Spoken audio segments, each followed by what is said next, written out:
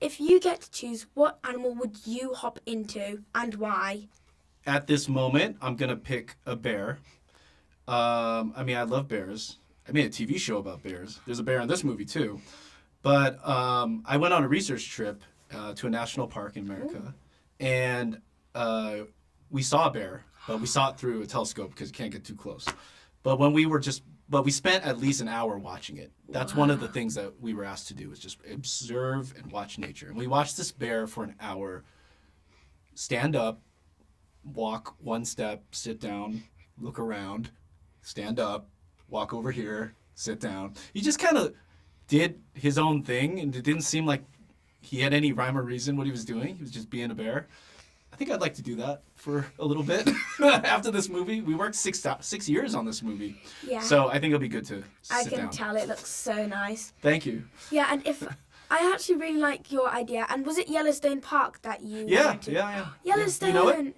Yeah, I heard about it and the massive success story with the wolves. Yeah. I've heard all about it. Okay, great. Yeah. All right. And if I got to choose, I'd have to choose the blue-throated macaw. It's a type of really rare parrot, critically endangered, and it's just so beautiful. Yeah. You should search it up. It's a beautiful creature. Okay, I know macaws. Why is a beaver the main character in this movie? Why couldn't have it been something like a penguin or a wolf? Because I know all of them are very important for the ecosystem too. So I remember I was reading about Yellowstone, and there was a story about them bringing the wolves back. And one of the things that helped when they restored the ecosystem with those wolves and everything started to come back, when beavers came back, they create these ponds to live in and these lodges and dams. And because of this pond that they create, all the life and biodiversity returns, because you now have water, you have grass, you have things moving or growing.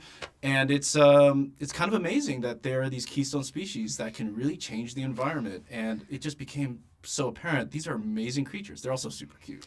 I know, they're adorable. Yeah. And I heard that the National Trust has actually reintroduced beavers into UK. How do you feel about that? I remember when that happened, when the news came out about them, our whole crew was sharing articles about it and cheering for it. It's a really cool thing. So I'm glad that's happening. Yep, it's really interesting. Mm-hmm. And how would you believe that Hoppers is helping people to bond into nature? I think the movie is about connection and coexistence. And I think what the movie hopefully will remind us is that we are animals too. We are also part of the ecosystem of animals. And we're all kind of connected in some way, animals, humans. And I think when people kind of realize that and remember that, it kind of just helps us recenter ourselves in how we look at the world and how we treat the world. Yeah, that's really inspirational. If some children are asking you about what could we do if we are becoming story writers or filmmakers for Disney, what advice would you give them? Well, I think one thing to remember is that the life you're living, the adventures you will go on, the good things that happen, the bad things that happen, they will all play a role into you as an artist later on. And so there's nothing that has ever happened to me or that I've experienced that hasn't ended up in something that I've made. They all kind of contribute because that's who you are. That's going to be what your voice is, are all those experiences. So continue to live your life, maybe be adventurous, try new things. All that stuff will be worth it and will help you to grow as a person and as an artist.